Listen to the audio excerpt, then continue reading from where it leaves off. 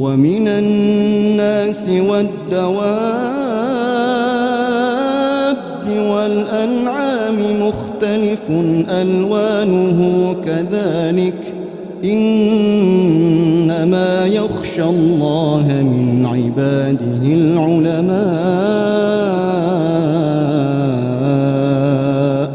إن الله عزيز غفور.